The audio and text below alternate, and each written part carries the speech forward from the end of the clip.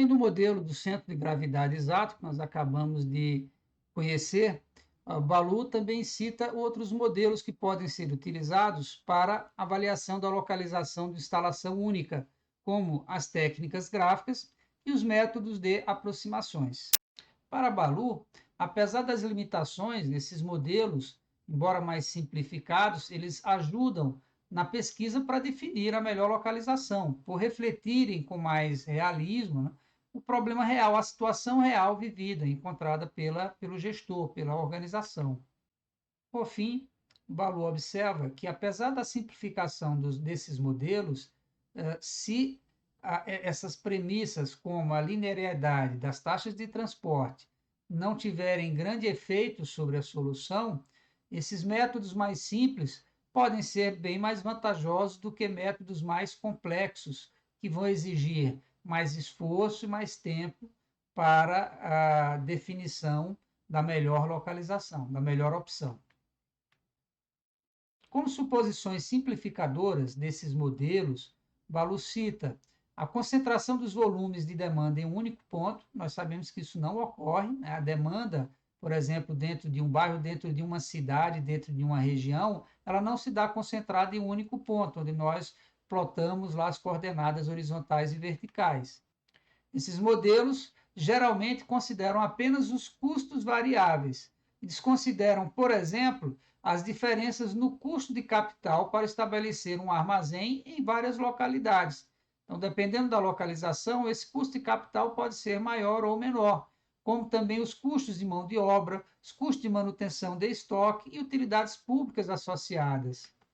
Eles presumem também que o custo total de transporte varia proporcionalmente com uma distância, desconsiderando os componentes fixos do custo de transporte. E geralmente consideram rotas em linhas retas, aquela menor distância entre dois pontos, o que não ocorre no caso real. A ligação entre os pontos da rede, elas vão seguir as vias de acesso. Para esse caso, uma solução poderia ser a utilização de fatores de proporcionalidade. E, geralmente, esses modelos são estáticos. Eles só consideram os fatores de um determinado tempo, de um determinado momento. Eles não são dinâmicos com relação a mudanças futuras nas receitas e nos custos. Agora, vamos analisar algumas questões ligadas à localização de instalações múltiplas. A figura no slide, ela também foi extraída do livro do Baloo. E ela demonstra duas plantas que produzem tanto o produto 1 como o produto 2, dois armazéns intermediários e 3 clientes. E vocês observam em cada um desses pontos da rede a variação do custo de produção e da capacidade de produção de cada planta para cada produto, os custos de transporte de cada planta para cada um dos armazéns, e considerando também o produto transportado. E aí, nesse caso, verifica-se, por exemplo, que da planta 1 para o armazém 1 o custo é zero, significa que o armazém W1 ele fica localizado, né, na própria planta P1, e cada um dos dois armazéns também tem o seu custo de manuseio, seus custos fixos e sua capacidade. E os custos de transporte de cada um armazém para cada cliente também variam. Então, considerando essa rede simples, né, com apenas duas plantas que produzem apenas dois produtos, com apenas dois armazéns intermediários e com 3 clientes consumidores. Então, questões que se colocam nesta rede, neste exemplo de rede. Quantos armazéns deveriam estar nesta rede logística? Apenas um armazém para atender as duas plantas e os 3 clientes? 2 armazéns é a melhor solução? Melhor seria ter 3 armazéns, uma dedicada, por exemplo, para cada cliente? Que tamanho eles devem ter e onde devem estar localizados? Então, qual a capacidade de cada um dos armazéns e aonde eles devem estar localizados para reduzir, para otimizar os custos dessa rede e melhorar e garantir, né, a otimização também do nível de serviço prestado aos clientes. A melhor solução é que cada armazém despache os produtos para todos os clientes, ou para determinado armazém, alguns clientes vão ser priorizados?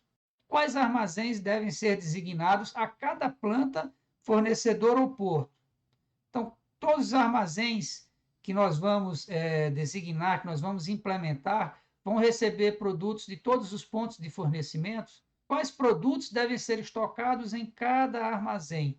Nós temos aqui, no exemplo, apenas 2 produtos. Poderíamos ter aí uma quantidade muito maior de produtos. Quais produtos devem ser embarcados diretamente das plantas dos fornecedores ou dos portos para os clientes? Em algumas situações, pode ser mais vantajoso o despacho direto do ponto de fornecimento para um determinado mercado ou cliente, sem passar necessariamente pelo armazém.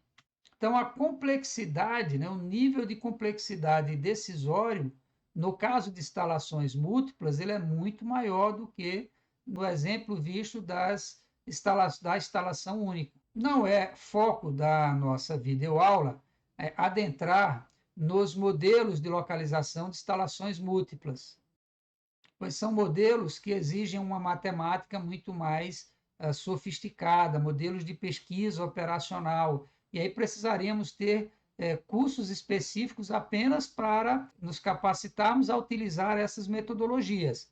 Mas podemos citar como métodos para a localização de instalações múltiplas os métodos exatos, né, aqueles modelos matemáticos que fornecem uma solução otimizadora, modelos de pesquisa operacional, os métodos de simulação, né, de você vai simular diversas possibilidades, né, uma grande quantidade de situações para determinar qual a melhor, e os métodos heurísticos, aquelas regras ou princípios práticos que nos ajudam efetivamente na solução de um problema, né, como aquelas regras da teoria das restrições, as 5 regras de tratamento do gargalo do Goldratt, né? O Ballu também chama a atenção para a questão da localização dinâmica do armazém, né? Então, nós temos de considerar não apenas uma situação estática, um determinado volume de demanda, de produção, num determinado momento estático, fixo, mas a perspectiva dessa variação ao longo do tempo. Então, pode-se, por exemplo, ponderar as configurações da rede atual e das redes futuras para o modelo. Pode-se implementar a melhor configuração atual e revisá-la periodicamente, considerando, né, as mudanças que ocorreram aí no ambiente. Pode-se usar também modelos de programação dinâmica. Por fim, temos a questão da localização de varejo e serviço.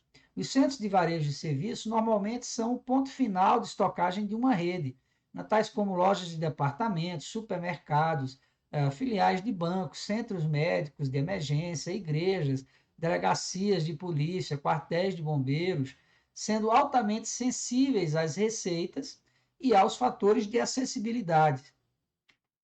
Como modelos de localização de varejo e serviço, Ballu cita os modelos de lista de verificação ponderada, um método análogo à ponderação qualitativa, já analisada no vídeo 2 desta série, modelo de interação espacial, né, utilizando a lei de Rayleigh, de gravitação de varejo, análise de regressão, os métodos de cobertura, que são mais utilizáveis para as unidades de emergência, teoria dos jogos, quando a concorrência é um fator-chave para a decisão, e os modelos de localização e alocação, né, com programação de metas e programação inteira.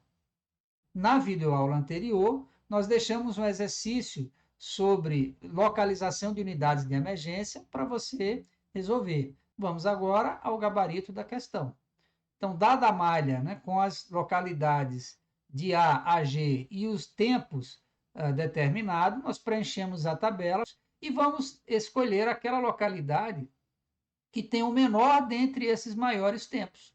A melhor localização, ela ficou entre a localidade C e a G, ambas com 6 minutos de deslocamento. Então, qualquer uma das duas poderia ser utilizada, que levaria um tempo máximo ao menor tempo máximo para atendimento de todas as outras localidades. Então, se você instalar a unidade de emergência, neste exemplo, na localidade C ou na localidade G, você vai atender a todas as localidades com um tempo máximo de deslocamento de 6 minutos.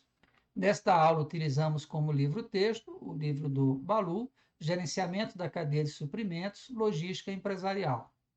Se você gostou desse vídeo, dê um like, se inscreva em nosso canal e nos encaminhe mensagens com sugestões, com críticas e com propostas de temas para tratarmos nas nossas próximas videoaulas. Um grande abraço a todos!